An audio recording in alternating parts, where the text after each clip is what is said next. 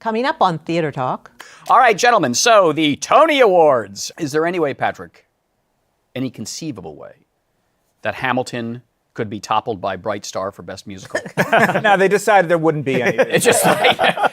Theater Talk is made possible in part by the CUNY TV Foundation.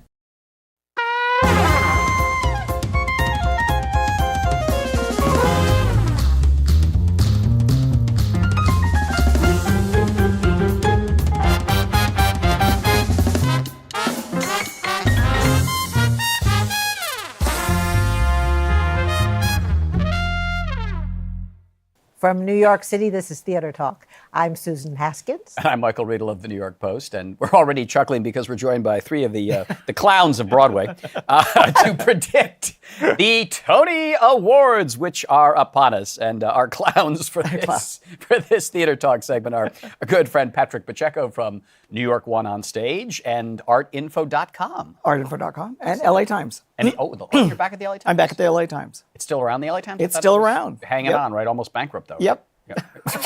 Apparently. I go with the best. And Michael Musto from... Don't tell me not to live, just sit and putter. And Jesse Green. Do you have a song? I wouldn't dare after that. Jesse Green is a bona fide Tony voter. Am I the I was only going to say one? Tony winner. Jesse Green from New York Magazine, who, by the way, before we jump into the Tonys, I want to ask you, when is your much awaited, eagerly anticipated book on Mary Rogers coming out? Next year. Now stop. No. It's fascinating because, Jesse spent, at the end of Mary's life, a lot of time with her, co-writing her autobiography, and then she died, and he's finished. And now I'm writing it. Now you're writing it, yeah. But, I mean, it's going to be, it's going to be one of the best gossip fests we've had in a long time. It's a lot of fun. She was a brilliant and hilarious woman and told the truth. All right, gentlemen, so the Tony Awards. Is there any way, Patrick, any conceivable way, that Hamilton could be toppled by Bright Star for Best Musical this season? Is that at all possible? No. Sorry, Hamilton's got it. And there are some other nominees in this category. Who are they, Susan? No, they decided there wouldn't be any. It's just like, this should be, remember the year when there were so few shows, they just gave Sunset Boulevard. That's right, they just... Best Musical. No, we also have... you read them. Oh, yes, we have Bright Star. We have Shuffle Along or the blah, blah, blah, blah, blah. Or the making of the musical sensation of 1921 and all that followed. And we have School of Rock the Musical, and we have Waitress, and somehow they left out Disaster, Allegiance, Amazing Grace. And American Psycho. Which I loved. Yep. Which Jesse all right, let's let's dispense with Hamilton quickly. I'm sick of this show. All right, how many Tonys are they going to get? 10. 10, and they're going to 10 out of its potential 13. Really? Yeah. 10. I think it'll be 10. I don't think it's going to win choreography. I think that's going to go to Shuffle Along and Sabian Glover. Yep. I don't think it's going to win leading actress. I think that's going to go to Cynthia Erivo in The Color Purple. And I don't think it's going to win sets. I think that's going to go to David Rockwell for She Loves Me. For She Loves Me, as brilliant as David Coran's work was. Right. And there's a chance that Shuffle Along could also get costumes, in which case Hamilton would get 9, which is nowhere near the record of 12. The producers got. Yeah. I think it'll only get 8, but even at that, I mean, the thing about the producers was, as we were saying, it was a terrible season. Well, it wasn't a very good season. And this season we have at least 4 other shows that look likely to be hits. Really, and it's quite strong all the way along, despite the ones you mentioned. Is there at all a kind of saturation point we reach with Hamilton where the voters say enough already? It's got everything you could possibly get. Let's spread some of this stuff around. No, because the Tony is the ultimate accolade for this type of thing, and they've waited all year. Yes, they've been anointed the second coming of Jesus Christ, and Lin-Manuel Miranda is one of the most influential people in the world, all deservedly, but this is the cap-off that they've waited patiently for, and they're going to deliver it. Are the Tony voters going back in to Hamilton? They are. They've been invited back. They have been invited. Because the one, for example, the one I was wondering about was the Best Supporting Actor in a Musical, where Christopher Fitzgerald in Waitress did a standout number, and I thought, well, they would have to go to Hamilton and remember Daveed Diggs, as great as he was. No. Daveed played 2 roles. He was sensational. He's going to win. Yeah. And he's going to win. And Gary Beach beat 2 other people from the producers in that same category. So it does happen. You can beat 2 other co-stars. No, I think he'll win. All right. Christopher Fitzgerald was fantastic, though. So He elevated Hamilton, Waitress. how many Tonys do you think? I think 10. 10. Michael? 10. 10. 8. Susan? I hadn't thought it through. You didn't prepare for this segment? Jesus. I didn't know that was going to be the question. How many does it get? Well, Michael, here's one interesting point. Obviously, Patrick and I, by saying 10, we think it's going to win Best Actor in a Musical. Now, I think Lin-Manuel deserves it. I think Leslie Odom's going to get it. Yes. Yeah. So we're pretty much saying it's getting that category. Yeah. I think so. Lin-Manuel is Though going to get it. Danny Burstein could pull a Kelly O'Hara. It's his 6th nomination for Fiddler on the Roof. Right. No. I think Lin-Manuel may get it. No. I think that would be fantastic. I think Yeah, he's gonna Leslie get two. Odom- But do people think that way? Well, all right, that's. I think Leslie Odom is incredibly talented, and Lin-Manuel's great for writing the show, but I think Leslie is a more charismatic figure on the stage in Hamilton Well, and than I Lin-Manuel know Miranda is. you were paying close attention. So, but I've always liked Leslie Odom. He's a terrific actor. I think too Hamilton. You like Leslie Uggams. I do. Actually, I do. I think too that Hamilton may also get choreography. All right. It could. Moving along. Hamilton had great choreography. It was movement from beginning to end, really inspired and innovative. yes. Shuffle Along is more big numbers, and Yes. people are impressed by that. And Savion Glover is going into Shuffle Along. That helps his chances. That helps her box office. Right. All right. Moving along now to Best Play. The nominees, Susan, are Eclipsed, The Father, The Humans, King Charles III. Jesse. Tell us first of all which one you're voting for and which one you think will win. Well, I cannot reveal that information. The sanctity of the election and the voting booth, and I can't find my papers. I'll be voting for the humans, probably. It's a very strong category. I could see reasons to vote for any of those shows, but good category. my sense is that people are leaning toward the humans. I don't know if that's what you all get as well. Eclipsed has more urgency as far as I'm concerned because it's literally about African women being raped by their master. Warlords, yeah. Yeah, and having to decide between that or putting a gun to another woman's head and making her get raped. And this was the year of abused women with Blackbird, Color Purple, Waitress. It's true. Wow. It was also the year of unwanted pregnancies with Waitress. On Broadway or Bright in real life? Star, Waitress, Bright Star, and you could count Hamilton. Well, there was a disconnect between the heartwarming Bright Star, Tuck Everlasting, which is about an old drag queen, think about it, and Waitress, and American Psycho. That's a whole other topic. We get back to Play. Back to Play, The Humans is marginally a better play than Eclipse. I think it's going to win. You think the Humans The Humans is a terrific play. I think Eclipsed could use it more. It's not doing all Not that doing well well, at the no. box office, Not doing despite Lupita Nyong'o's in the leading role, who's also nominated and who's gorgeous in the part. I think The Humans is really challenging, and I think it's got to be said that Scott Rudin, as a producer, is nominated as the lead producer of 5 shows and is one of the producers of the 6th show, King Charles III, which is one of the nominees as well. He's responsible for 28 Tony nominations alone in his shows, and The Humans is one of them. Yeah, I love The Humans. I think it's a beautiful, haunting play. But I do want to put in, and I think it will win, but I do want to put in a good word for The Father with Frank Langella, because Frank got the reviews, and I think the play got a little bit short shrift there, but I think it's a very fine play about a man suffering from dementia told from his point of view. It's sort of an obvious premise, and yet clever at the same time. I mean, by the end of that play... Well, I've never seen dementia and Alzheimer's portrayed from the point of view of the person, so that you don't know if a conversation he just had really happened, or if that person even exists. Right. And Frank Langella is obviously going to win Best Actor. Langella plus Alzheimer's equals Tony. Yes. Do you think it's a slam dunk? Because Mark Strong was awfully good. in Well, View from we agree The Humans is going to win. Tell us who the best actor in a play Okay, got got because they're very good this year. Excellent. Best performance in a play, leading actor, Gabriel Byrne, Long Day's Journey into Night, Jeff Daniels, Blackbird, Frank Langella, The Father, Tim Pigott-Smith, Charles III, and Mark Strong, A View from the Bridge. I mean, I would say probably Frank Langella, because he is brilliant in The Father, but I want to put in a word for Jeff Daniels, who I thought was terrific as a guy who is confronted by the woman he had an affair with when she was underage in Blackbird. Very, very powerful. Which way do you think it's going to go, Jesse? I think it'll be Frank Langella. There's a sentimental vote, I think, towards somebody who's approaching the age of that character. But he's won 3 times. It's not like we've never Is given that him right? the honor. Yeah. He's won 3 times. Yeah. Well, he is one of our great actors. They're all very strong performances. It's one of those categories that makes you think, why are we doing this? Yeah. It's really amazing that you have to actually mark a ballot with that kind of competition in it. And I think that if the Tony voters remember Mark Strong's performance in A View from the Bridge, he could actually take... I think it helps chances if a show is still running. Though the year of Virginia Woolf with Tracy Letts, they both won even though it had closed. So that could happen. But I agree with you that Mark Strong would win if it were still running. All right, so prediction? I think it's going to be Mark Strong. Really? Okay. Langella.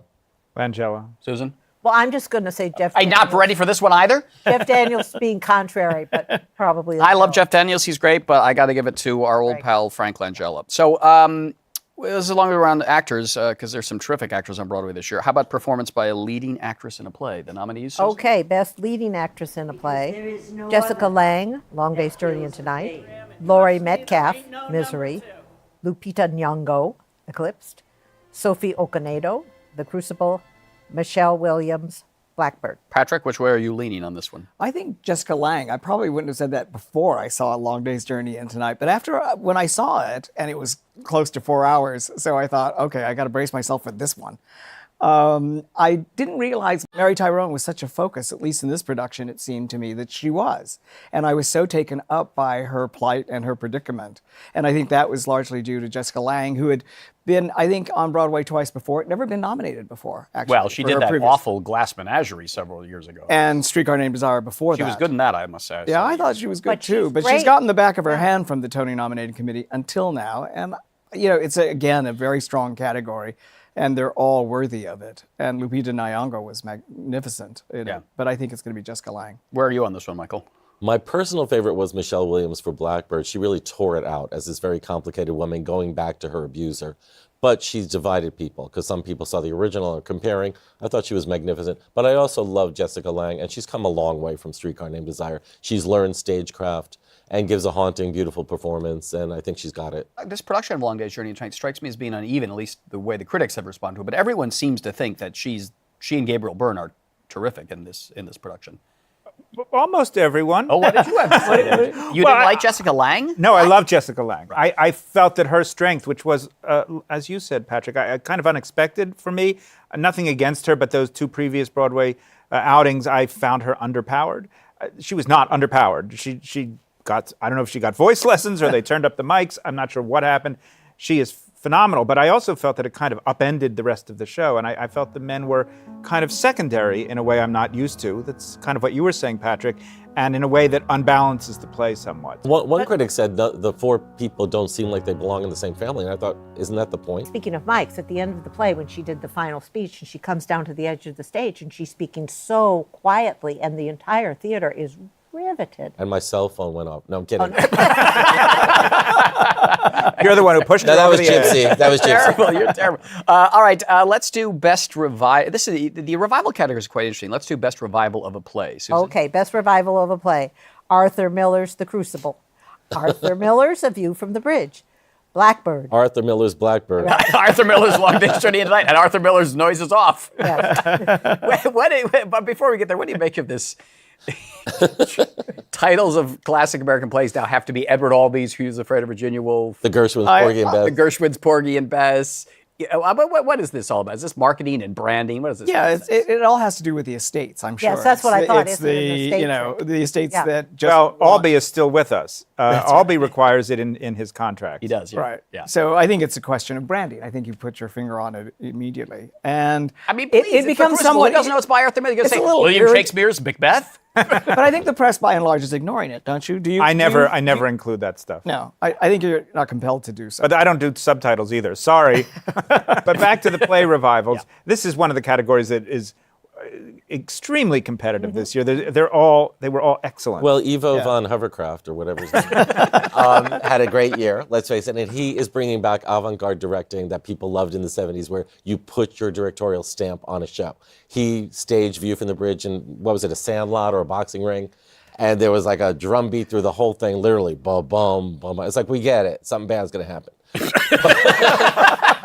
But it was very effective. And Crucible is, Arthur Miller's The Crucible, is set in a classroom. Everyone's in black, gray, and white. Everything fades into each other. What is truth? What isn't? Yeah. I thought it was boring except for the wolf. But I'm with you there. I like the wolf. Who was played by a dog, by the way. Oh, is it really? Yes. This Non-traditional casting. non-traditional It's been with us casting. for a long time. Yes. Jesse, please. All right, but who's going to win this? But I think think people it's like the good. idea that he's a director that where you notice the direction, you come out talking about it, whether you liked it or not. However, I do think Long Day's Journey, since it's still running, is going to win. You think really? Yeah, I'm with Michael. I think Long really? Day's You think- Journey is going to win. I would have guessed The Crucible, but what do I know? And I want to say Jonathan Kent, director of Long Day's Journey into Night. Did you have to have that fog come in and choke us all. All right. Oh, God. And how about in The Father, where every scene ended with those bright lights to wake you up? Well, I don't mind the bright lights. But the fog. Well, half the audience had epileptic seizures as a result of it. It was Well, I had a sore think it throat was- for 2 days. from the lights in The From the Father? fog. Oh, from the fog. Oh, I see. You got in free. Oh, please, give me a break. That is ridiculous. This is called a stage effect. They are up in New England. They're in New London. The fog rolls in. Well, It's it a did metaphor roll for the in. murkiness of the On little house. cat seat. So, all right. Not heavy-handed It did at roll all. into the audience. I think, quite all right, heavily. so I'm going to say best revival of a play. I think it's going to be The Crucible. You think it's Long Day's Journey? I think I'm Long in Day's favor. Journey. You think? Crucible. Crucible. Because there's a fog in it. All right, best revival of a musical. I think terrific category. I'm going to read the categories just for fun.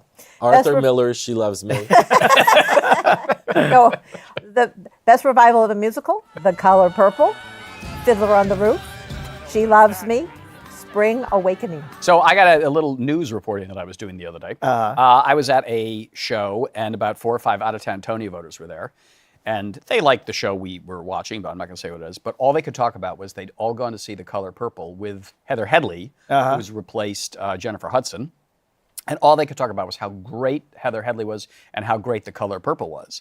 And this is interesting to me, Patrick, because I know The Color Purple producers were a little put out that Jennifer Hudson was leaving right before the Tonys. But the fact that Heather Headley is doing so well really gives this show a leg up over the competition. I think it's going to win Best Revival. I think you're right. I'm personally rooting for She Loves Me because my friend Joe Masteroff wrote it. I thought Jennifer Hudson was sensational. I might be in the minority, but I thought she was good. She was tremendous. You're not supposed to vote for a show because you like the replacement. Did you vote for Ren because you like Joey Fatone? No, it's just that people are going to see it for the first time, and she's added some greatness. Tony to voters it. haven't seen it yet? No, well, out-of-town Tony voters who Yeah. have not been in. Yeah, who- they all who are come not in around. They're during coming in May because and- it's a big Well, it has a terrific chance, and Cynthia Erivo is obviously going to win Best She's Actress for fabulous, Color Purple, and Yeah. it's a scaled-down John Doyle thing with folding chairs. I'm sorry that Spring Awakening didn't open later in the season because I thought that was a really thrilling revival. Well, it wouldn't have happened if it didn't open early. That's right. So- But I'm sorry because I thought that was in terms of its innovation and reinventing the show that actually was the top level. But since it's not here anymore, then I think it Jesse, goes will to, you- will to you- the. Well, you're interrupting me. That I think it goes to The Color Purple. Jesse. Yes, I was saying, knock some sense of these people. It's The Color Purple. It's obvious. I don't see how it would lose, although I did love She Loves Me. And is Fiddler just an also-ran? Yeah, It sadly. is. Yeah. But these are all good revivals, but The Color Purple was a total reinvention of that show. It was not so good.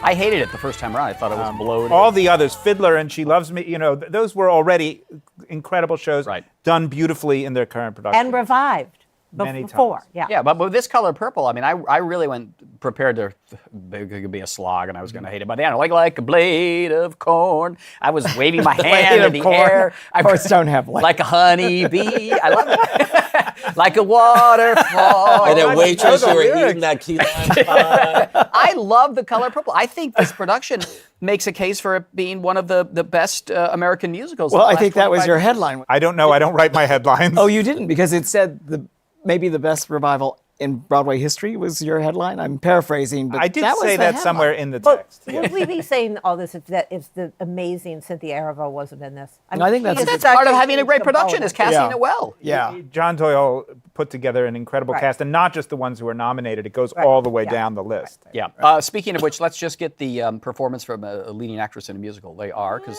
another good category. Okay, best leading. Laura Benanti, She Loves Me.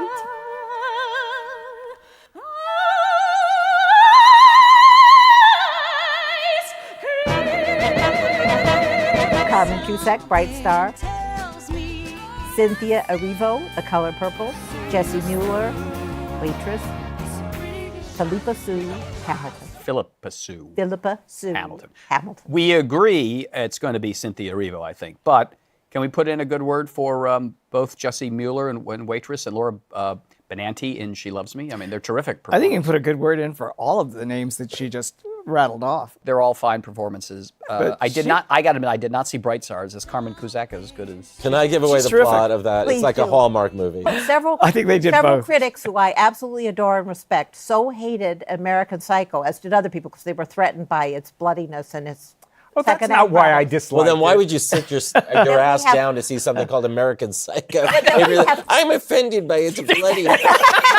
And then one of the reviews is like, he's not sexy and he's not scary. He's definitely sexy, and he terrified the daylights out of me. What do you want him to do? Come up and chop your head off? So and also it made a good statement on what's And I'm going represented on. in the show, by the way. There's a character who says I'm writing an article called "The Death of Downtown." That's my article. Right. Oh, right, because you lived at that time, the 80s. And I never signed American a Psycho was release. that's your era. There's a lot of blabber here about American Psycho. You didn't like it. What's wrong with it? I hated it. Why? Because you were offended by the blood and I was the not hunky offended guys? by it. That there's other reasons a person cannot like something besides offense. I don't take offense at much. It was hideously boring. Hideously boring. Yes. Wow. And poorly crafted. And I, of course, didn't like the novel to begin with. So how was I going to like it? Leave it to you to like it. Leave it to you to like it. Well, and I didn't read the novel. I just went in, and there were all these great blood splatter sets and people falling all over and cute numbers and everything. Well, I'm bored already. You and I get bored of different things. You're the only one who thought it was cute numbers. Cute numbers. It wasn't no, Nanette. Yes, it was. It was, no, Nanette! Well, but Put down that meat cleaver, Nanette.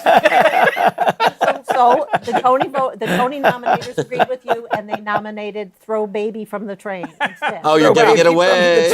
Right star, right there. All right, so this was a kind of a roundabout way of saying we believe that the wonderful newcomer on Broadway, Cynthia Erivo, is going to win. Right. For the color. Lock is slam dunk for Cynthia. Right. Like a It's a blade of Titanic corn, role. baby, like a She blade does of it corn. I'm Yeah. with her. Yeah. All right. Yeah. All right. Best performance by a featured actor in a play, Susan. Best performance by a featured actor in a play: Reed Birney, The Humans; Bill Camp, Arthur Miller's The Crucible; David Furr, Noises Off; Richard Goulding, King Charles III; and Michael Shannon, Long Day's Journey into Night. Patrick, I would lean towards the terrific Reed Birney in The Humans as the father Terrific of this Reed Birney. working class troubled family. And I think he brings in Jane Houdyshell, or Jane Houdyshell brings him in. But I think that ensemble cast was amazing. If people felt that, Long Day's Journey into Night didn't have a cohesive family, The Humans certainly has a cohesive family. You really sense that they were in this nightmare together. Which and the Humans reminded me of A Delicate Balance, this inchoate fear. Yeah. That's something pervades the ominous atmosphere. that pervades the atmosphere. I think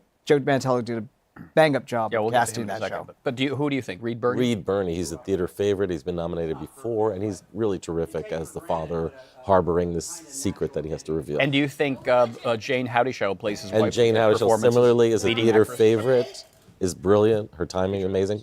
She's not your mother-in-law unless you get married. She's And they have the best campaign also. Oh, yes. Because they're using "Feel the Burn" for Reed Birney, and I'm with her, Jane Houdyshell, for that. They know their audience, don't Yes. they? I agree they'll win. Yeah, I think they will win. All right, so the last category, you mentioned Joe Mantello. He Yeah. directed this season both The Humans and Blackbird.